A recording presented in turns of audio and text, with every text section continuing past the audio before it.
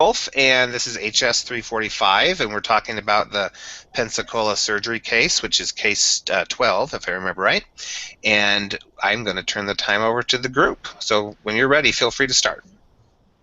So, like Brother Wolf said, our presentation is on the Pensacola Surgery Center, and it's by Zach Terry, Alexis Starkey, and Krista Lewis. A little bit about the case study. It is about a man named Gary Hudson, and he gets his bachelor's degree from Florida State, and then he goes and he enrolls in the NROTC program after graduation, and he goes to and he receives a commission from the U.S. Marine Corps. After he's released, he gets a GI Bill. And with his GI Bill, he goes and gets a master's degree in health services administration from the University of Florida. So after this, he goes and he becomes a special projects coordinator and financial analyst at a Miami hospital. While he's there, it's in Pensacola, and he is the manager of his goal is to return to be a manager in Pensacola of a smaller healthcare business. And this position, he would have more responsibility. After 5 years in Miami, Gary becomes the Chief Operating and Financial Officer at Pensacola Surgery Centers, and it's an investor-owned ASC programs, and there's 6 different locations in the Panhandle area of Florida. So right after Gary assumes this position, he finds himself with several decisions, and we're going to talk about those 3 decisions in this presentation. The first decision is the company currently has $100,000 in a cash account, and its target cash balance is $50,000. So Gary wants to temporarily invest the excess $50,000 in marketable securities.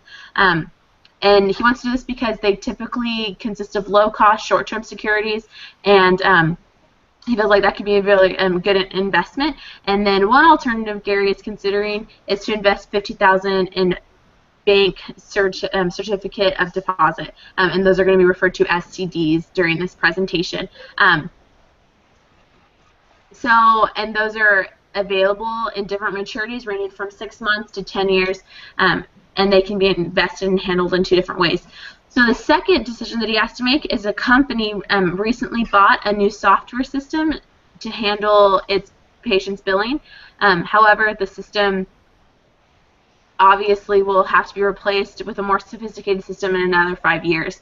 So after making some inquiries with different vendors, Gary estimates that the future cost of this new system will be $200,000. So he is planning to deposit either a lump sum today in an interest-bearing account or to make another payment in the same account. And then the third thing that Gary needs to decide about is the Pensacola Surgery Center has some extra space at one of its locations, and he's thinking about leasing this space out for 5 years.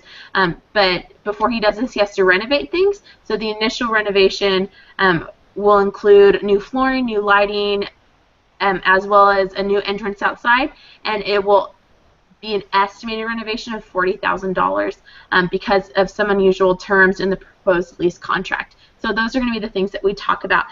Zach is going to go over the first 2 questions. Alexis is going to go over the next 2, and then Krista will end with the remaining 2 questions. All right, so the first question, consider the $50,000 excess cash. Assume that Gary invests the funds in a 1-year CD. What is the CD's value of maturity? Future value if it pays 10% annual interest. So you plug that in, and you'll end up coming up with $55,000. You can see down below that is the formula that we put in, and just keep in mind that formula is what you'll use for the next couple slides as well. Question 2B, what will its future value be if the CD pays 5% interest and if it pays 15% interest?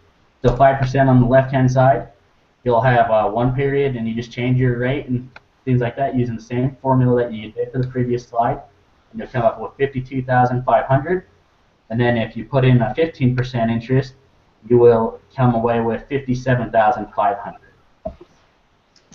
And then it states for us to rework parts A through B of question 1, assuming that each CD has a 5-year maturity. So we're still doing the same exact formula. You just put in your different numbers, and you'll come away with $80,525.50. And then 2B, what will its future value be if the CD pays 5% interest and if it pays 15% interest? Again, same formulas.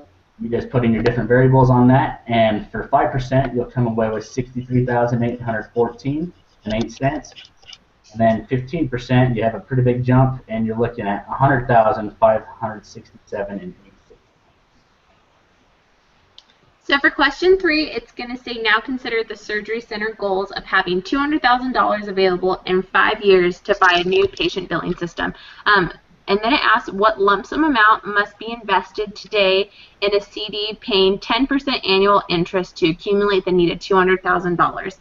So for that, what you're going to do is you're going to, in an Excel calculator, you're going to put in your future value desired. It's going to be $200,000. You're going to enter the 10% annual interest rate with a 5-year period of time. And so today you would have to invest the lump sum amount of $124,184.26. For 3B, it says what annual interest rate is needed to produce $200,000 after 5 years if only $100,000 is invested. So you have a present value of $100,000, and you're desiring the future value to be $200,000 after a 5-year period of time. For you to receive, for you to earn the $200,000 with your present value of $100,000, you have to have a percentage rate of 15. For number 4, now consider a second alternative for accumulating funds to buy the new billing system. In lieu of a lump sum investment, assume that 5 annual payments of $32,000 are made at the end of each year. And what it asks for 4A, what type of annuity is this? And it's called an ordinary or regular annuity, and it's annuity with payments occurring at the end of each year. Next slide, please.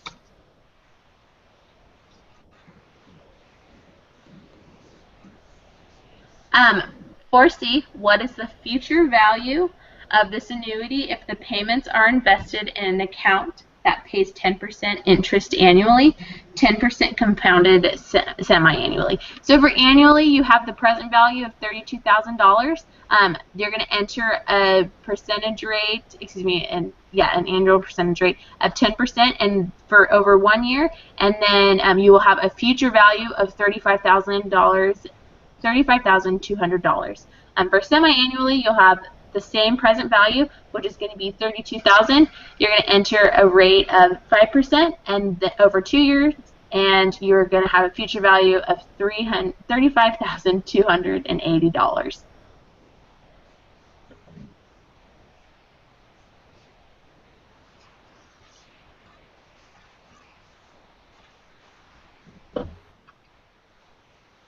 And for 4D, what annual interest rate is required to accumulate the $200,000 needed to make the purchase, assuming a $32,000 annual payment?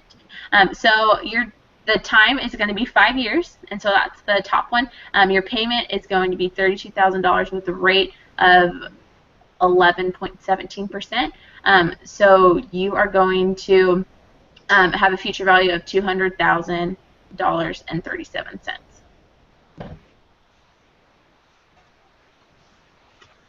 Okay, for number 6, what size annual payment is needed to accumulate $200,000 under annual compounding at a 10% interest rate? So we plug our future value in as well as our rate and our payment, and then that gives us the payment that we need to make. So, we plug in the future value and the rate, and then that gives us our payment.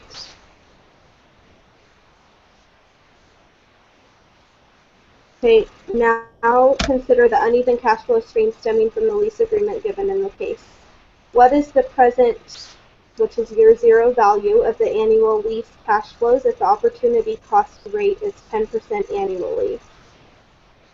So we did 10,909 times 10% is 12,000, and that's what we figured is the present value of the annual lease. Next slide. Does office renovation and subsequent lease agreement appear to be a good investment for the company? Compare the cost of the renovation with the present value of the lease payments. Use a 10% discount rate for the analysis. So after conducting all of these problems, we decided that it was a good investment because initially you will have a deficit, but you will make your money back over time, which is what you want. So we think that yes, that investment would be good for this one. 7. Now assume that it's 5 years later and the company is unable to accumulate the $200,000 needed to make the software purchase. Instead, it is forced to borrow the $200,000.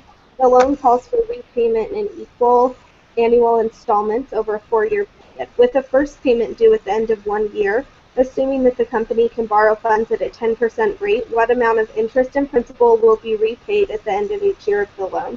The future value formula gives you $282,820 for a $200,000 lease with 10% interest in a 4-year period. So that would be 292,000 divided, or 292,820 divided by 4 equals 73,205. And this gives you $92,820 that's paid in interest over the 4 years. And divide that by 4 for each year, and it gives you $23,205 that's paid in interest each year. So 73,000 minus, or 73,205 minus 23,205 is $50,000 paid towards your principal. So you will pay $23,200 or $23,205 in interest each year and $50,000 in principal. That's the end. Great. One thing on 3B, just so you know, some people may have done, you guys rounded to 15%, and sometimes that you'll see the interest rates at least will go to 2 decimal points. So just keep that in mind when you're talking to folks on the discussion board, and if you're looking at the other groups. I can't remember off the top of my head if they rounded as well. But generally speaking, when you're talking interest rates, you'll give things to 2 decimal points. Okay. So that might be something you could adjust in the formula. It probably just rounded automatically. It's not a big deal, but just be aware of that. Okay. Good job. You'll probably notice that some people are asking how to set these formulas up, so be prepared just to help some people if they don't know how to do that. Is it okay if we attach our Excel? Yeah, absolutely. Okay. Yeah, please do. Anything that you think would be helpful for folks, that would be great. Okay. Good job. That was painless, right? Yeah. The presenting part's not so bad. It's all the work beforehand, right? Well, I was having trouble seeing X amount thousand. Yeah. Yeah. So, just try to engage in the discussion board. Read the other groups. Watch their video. See what they did. There's going to be a few differences. I'm just going to let you know that now. But I want you guys to talk about them and kind of work through them and see, okay, is it okay to have differences? Or wait, did we think one way and they thought one way? So so I guess what I'm trying to say is I encourage you to kind of compare what you guys did to what they did and then try to reconcile that a little bit. And okay. If you're struggling reconciling it, then just ask that other group. Say, hey, when we did number 4B or whatever it is, we worked on it this way. Tell us how you did it. And then see, oh no, we made a mistake, or they made a mistake, or no, we both just did it different ways, and it's okay. Does that make sense? Mm-hmm. Great. Yep, sounds good. Okay, thanks so much. Have a great night. Okay, thank you. You too. Okay. Bye-bye. Bye.